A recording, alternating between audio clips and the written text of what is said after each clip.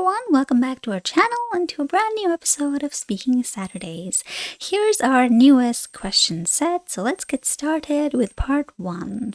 What colors do you like? Wow, okay, well, when I was a teenager, I loved being all goth and just like black was my favorite color. Red too.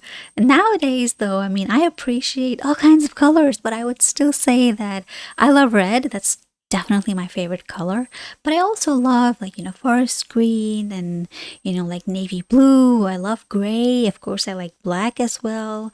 I love pink, like really like a bright. I love jewel tones. I've noticed that I love jewel tones like purple as well.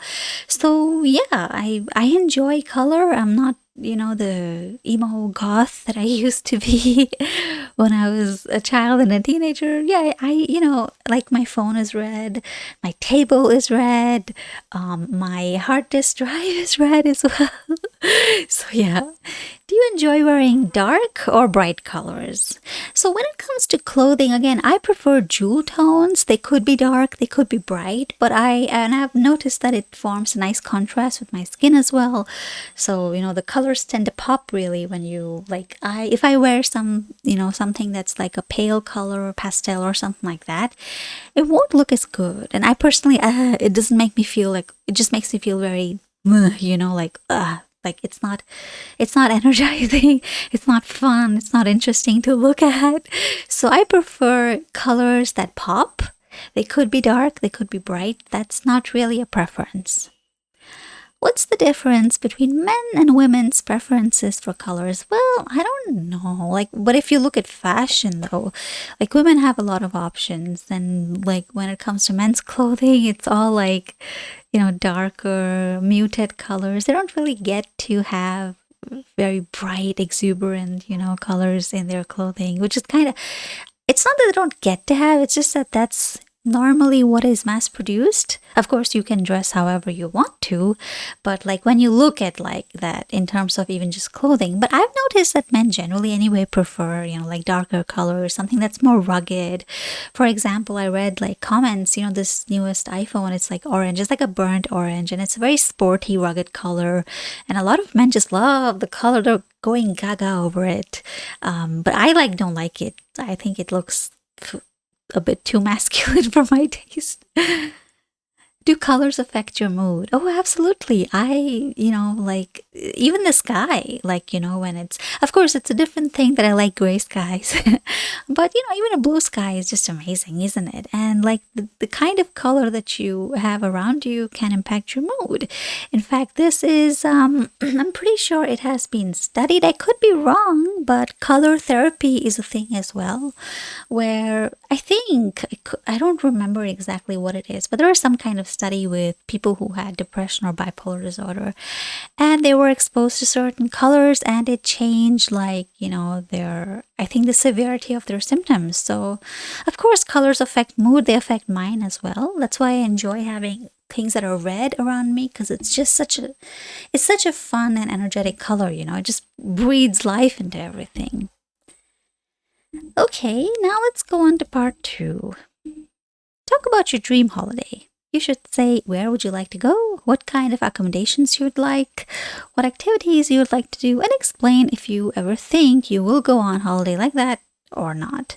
Well, one of my dream destinations has been for quite some time now. It's been Austria, and not Australia. I'm not very good with wild animals. And well, part of the reason is that I speak German really well. But part of the reason also is just that it's such a massive cultural capital.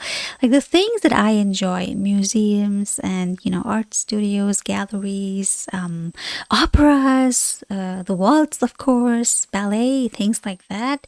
You'd find all of that and more in Austria. And not just, of course, there are many places around the world, but here specifically, art and culture, all of that. It's just so steeped in all of that. It's like the birthplace of Mozart. Come on. You cannot get more artistic than that, right? Of course, there's lots of artists that were born in many other countries, but this is what I prefer. And, I'd love to just like, hotels are fine. I don't have a problem with them. But I think to really uncover of an areas like actual culture, it makes a lot of sense to rent like an apartment. Of course, that's not always possible, but of course, you can rent an Airbnb. So I prefer something like that where you really get to live like a local, right? Really partake in the lifestyle. Because a lot of people, when they holiday, it's just like, okay, let's check a couple things off our list and, live in a hotel and then go to some other country or city or whatever. But that's not what I like. I like to take things slow, because there are so many things to do. Like, I'd love to watch an opera and, like maybe participate in the waltz. But of course, I'd have to learn to dance for that. But that's always been the balls, that's always been a big attraction as well. There's ballet, there's so many museums. I just love history and art. I could, like, be a very happy camper. I I can imagine just not wanting the day to end, if I were to be there. Cause again, it's not just the fixed things, but there's always something happening, something new, a new art installation, concerts as well. A lot of the artists, bands that I listen to, they tour Austria pretty regularly. So that's another, attraction for me. And also it's not like super tourist pack just yet. Like if you go to Italy, for example, everybody loves Italy, right? It's always jam packed with tourists. Austria, not so much. So that's another reason why I don't really like, like absolutely touristy places, like super, crowded places and things like that. So I think that's why, and it's been on my planning radar for some time now. Maybe this year or the next, not this year, of course, it's already too late for that, but possibly next year or the year after, but I will be doing that someday for sure. Okay, then we go on to part three. Let's see. How important is it for families to go on holiday together? I think this depends really on the family. Some people love traveling, some people don't. So, who am I to tell someone that they need to go on holiday together? I think if you want to, you should. If you don't want to, then you don't. But I mean, it's definitely a good thing. It's a nice bonding activity. You can, get together with your family. You can really have an experience that you have this shared experience and you can look back on it, right? It's always sweet, these memories that you have. Like, I remember when I went with my family as well. I still remember all these places we went to. We talk about it. It's a lot of fun. And, you have this relaxing time together where you're not worried about school, you're not worried about work, you're just enjoying time in an amazing place where you're trying out new things, new clothing, new food. Maybe you have a different, like, the area looks different, right? And so it's just like a little break from life in a way. So I think it's a good idea, but again, not everybody loves traveling. So this is something that everybody has to kind of, decide for themselves, I would say. Why do some people go on holiday alone? Oh, that sounds like me. Not everybody would like to, because when you travel with people, the problem is that you kind of have to depend on everyone. Like everyone has to agree, yes, you would like to do this activity or would like to go here or do that thing. And you kind of have to watch out for everyone's welfare, everyone's interests. But if you travel alone, then it's just you. You get to decide everything. Everything goes according to your plan, and you don't really have to sacrifice anything that you would like to do just because someone else isn't interested or in the mood.